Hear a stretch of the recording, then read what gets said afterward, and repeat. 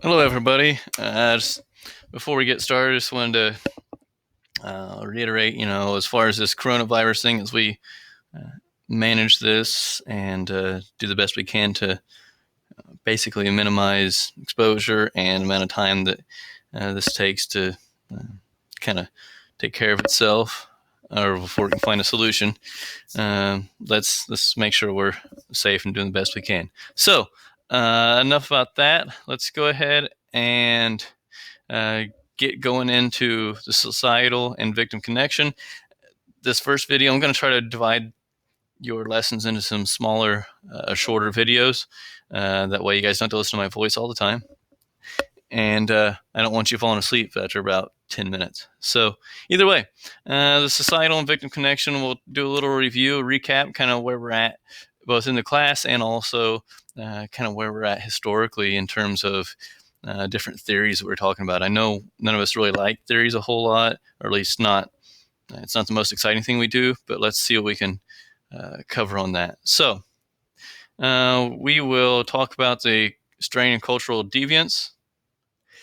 And before we really get into any of that, let's go ahead and discuss kind of like where we were before the or at midterms, just to refresh ourselves. So we talked about positivism, and that's basically the biological approach. Things like Cesare Lombroso and his, everybody's born, or not everybody, but you're a born criminal, or in essence, if your parents are criminals, you're going to be a criminal, or much more likely due to heredity. Okay.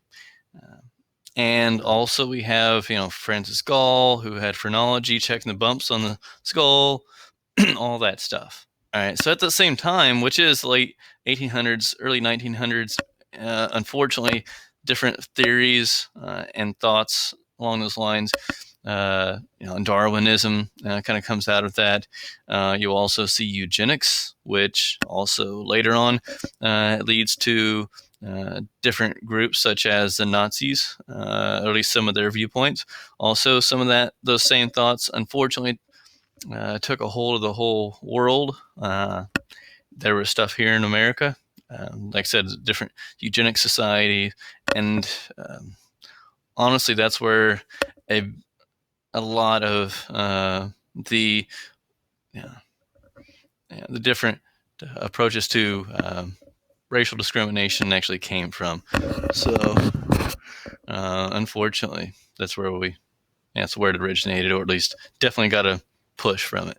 Okay, so outside of that, at the same time, especially towards the end of that, you see Emile Durkheim. Okay, the difference between Emile Durkheim and these other groups, as it asks there, is that Emile Durkheim didn't blame it all, or didn't say, "Hey, the credit goes to um, these biological aspects, whether it be heredity or physical features, etc." He said that there was much more of a, what you and I would call, a sociological aspect to it. So we have, the idea of anomie, which I know we talked about because it was on your test, and I know we covered it multiple times. But we have anomie meaning what?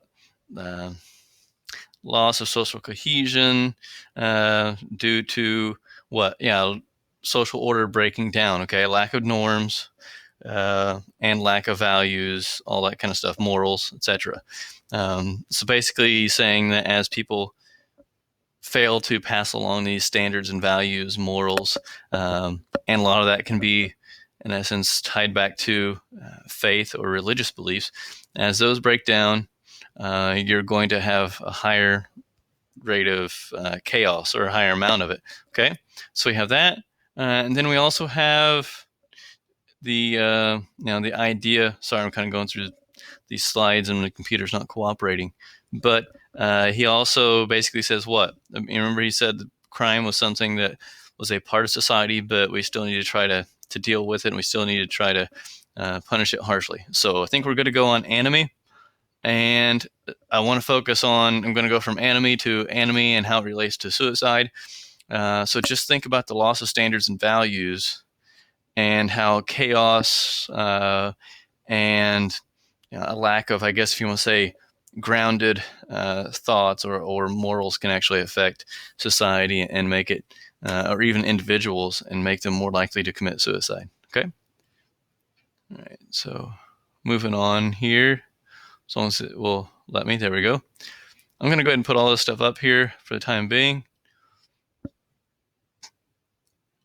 And we have, so anomie and suicide, as you can read on the screen. I'm not going to worry about the examples right now, but I will explain that anomie and suicide, it does not matter whether the change is positive or negative. It can actually make a person more susceptible to the idea of and use of suicide. So, and how does that work? It's basically saying, as your expectations change in the society you live in, or what social class you happen to fall into, the people you're around that change, okay, as that changes, you have to adapt to those changes, and that adaptation puts stress on you. Just like the first semester you come to college, if you're not used to it, there is a change to that. You have new people to deal with. You have a new system of how classes operate, different expectations from your professors. Those are all stresses. Some people handle them really well, some people not as well. And that's basically the same thing that you have when you're going into with anomie and suicide. And it could be something good. And I want to focus on that because I think loss is easier to come up with examples. But if someone wins the lottery, you automatically end up finding out that you have about 20 more cousins than you ever knew you had, which because there are people trying to take advantage of your situation. You also have to worry about how what you're going to do with that money. Do you need to hire a financial advisor? Because there's a lot that goes into that. Now you're in different tax brackets. You are, a lot of different responsibilities. Okay, so even good things can be stressful. Okay. All right, now let's go ahead and talk about the negatives. So yes, the negatives are easy. You lose something, a job, a loved one, life changes itself, okay? Those are all things that can actually cause stress, and that stress and strain are what we're talking about, and what Emil Durkheim basically is saying leads to thoughts of and possibly actually committing suicide because you're unable to handle that stress or those changes. Okay. So I will go ahead and tell you that if you have any questions about any of this, I'm still working on a virtual office hour that you guys can contact me for that. And also, I'll talk about some other things here shortly about what you can do other than just answering or asking questions about different lectures you may have. But there is that. So I'm going to be doing that. And you also have an assignment to worry about. But what I want you to do, the last thing I'm going to talk about today, or at least in this particular video, is I want you to use the regular PowerPoint that's available through Blackboard. And I want you to watch this. Yes, it's an older movie, but you should be able to get the concept of what Emil Durkheim's talking about with different expectations based on different needs or different levels of society that you may fall into. Okay, it's I believe about 5 or so minutes long, but it will be beneficial. Okay, so check that out. The last thing I want to make sure you're aware of, I'm going to try to do a little summary with each of my videos for you, but real quick. So like I said, work on virtual office hours for everybody. I'll let you know when that is once that's actually set up. And then you have an assignment. Make sure you check announcements on a regular basis. Make sure you meet those deadlines for your assignments that I've put up there. Okay, I mean, the first part of your assignment, which you can find under announcements, you can also find in discussion boards, and there's a link for it also. Okay, for societal and victim connection, there is a link to the left side of your Blackboard screen that you'll be able to click on and follow that link. Explains explains the assignment to you.